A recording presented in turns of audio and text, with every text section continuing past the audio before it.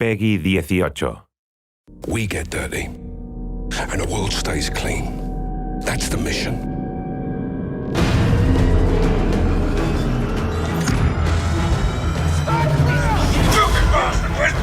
You can't know war unless you have fought arse over elbow in some shitbog full of traps.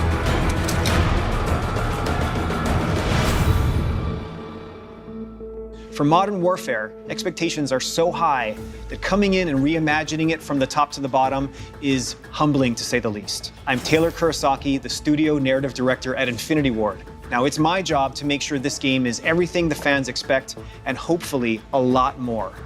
Today, I have an opportunity to sit down and chat with someone who has a similar challenge and responsibility, and that is Barry Sloane, the guy that's bringing to life one of the most beloved characters in the Call of Duty series. Thanks for being here. Of course, mate. It's a pleasure. What was it like for you to be put into this role, and how does that relate to your experiences of playing Call of Duty in the past? I was very drawn from Call of Duty 4, the first Modern Warfare when that came out. I had that as part of my upbringing, my childhood, and then to become him has been just an incredible experience. I knew that if we found a guy who could exude what I think we all have in our collective memory of a guy that is Price, yeah, the ceiling would be way higher. And I think that's what we got with you. And obviously I wasn't aware, because you weren't saying it was Capitan Price. You were just saying, I can't remember the name on the audition, but it was Commander Sykes. Yeah. I knew in that moment, I felt like, okay, this is the guy. This is our Price. I wanted to be able to drop your voice into a real thing that we were working on. Okay. And so I couldn't have you say, under my command, exactly, yeah. Commander Sykes. Yeah, exactly. Yeah. So I crossed out Commander Sykes, and I probably shouldn't have done this. It's probably a total breach of protocol and whatever. But I just wanted to hear your voice saying those words. Yeah. So I crossed it out, yeah, and I wrote, under my command, Captain John Price. Yeah. And I do remember saying, oh, that's a name drop. Right there, that second, I was like, okay, here we go. Under my command, Captain John Price, you will have full executor authority. One of the most exciting things for me is the collaborative nature of what it takes to make this. Yeah. And how many people are responsible for the performance. And I remember speaking to Mitch, who's our technical advisor who I'd worked with before, and he said, you know, no one man can play Price, it takes an army. And it's very much that, and it has been from day one. You know, I'm the first guy to ever get to physically move him, so I had to find a way to make this guy real and believable, and a guy who can work in a 2019 scenario. Above all else, he is a protector, and he is a guide. But I wanted to make sure that in every scene I'm checking in on the person that I'm with. But I tried to make this Price be someone who you would aspire to be. Well, it's not over yet. Trust me. I always have. For you, I mean, you've got not just one character's work to worry about. You have the entire franchise on your shoulders. How did you feel about having to take that on? Our goal was to make a game that gave all those feelings that we've had playing the original series, because we have to not just exceed the expectations of what those other games were, we have to exceed the expectations of what your memories were of playing those games. Nostalgia's a tough battle. Yeah. We didn't want it to just be another one. We didn't want it to just be, it's close enough to the original games. A bunch of the original guys that made Modern Warfare heard that we were working on it, and they were like, I want to be part of that. So we got an infusion of the original blood, and so I think we were prepared to take on this huge undertaking and this huge honor.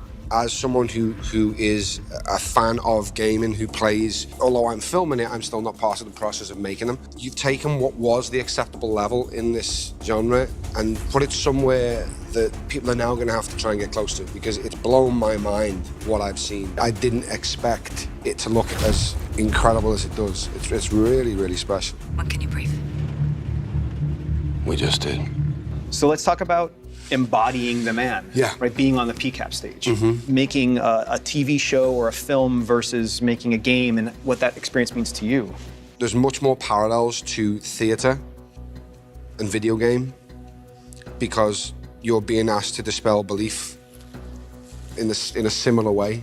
You know what I mean? It's that you know you're going into a make-believe world quite clearly. You're separated from it, but your brain allows you to believe aspects are real.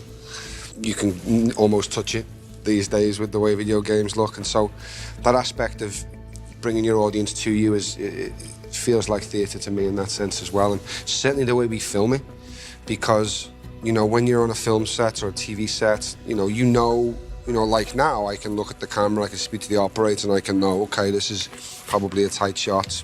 Hopefully I'm getting it right somewhere around here to about here. I know I've got about this much space, and then my frame cuts off. So I can manage my shot or my performance for that particular shot. But when we shoot PCAP, we have the whole room. Yeah. And I don't know what point you're going to come in for the close-up of Price in here, or when you're going to need to be super wide to get the feel of the scenes. You have to be on the whole time. You have to know the man or the woman that you're playing and be in there, locked in the whole time, because it could be on you when you don't expect it. Like Jeff will be there with the camera making the shots, but that's not necessarily the shot. Yeah. You can't play to that camera because it's not there, so it's like you have to just let him direct you through, but not react to the camera being there. We're all just pawns in this. You speak for yourself. Talk about the training you went through with Mitch. It was tough, man.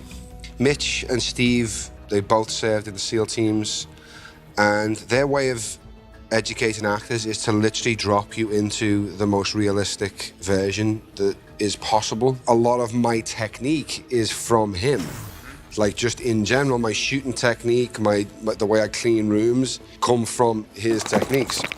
Get down on the fucking floor now! Get down! Get on the fucking floor! Stay there! I mean, the war genre in general, it's a source of pressure. Yeah. For characters, right? You know this better than anyone, that pressure reveals character. Mm-hmm. And that's what we try to put our characters under, is under pressure, so that they're forced to evolve. They're forced to overcome that obstacle and get out of their comfort zone. And so for us as creators to work in that genre, that's part of making Call of Duty, and to not only empathize with characters who are put under pressure and have to reveal their true nature, and to be forced to make those kinds of choices, and to do the thing that Mitch and Steve and those guys always say, which is to operate perfectly in an imperfect situation. But now you go, here's the controller. Yeah, no, you try. Good luck. Yeah.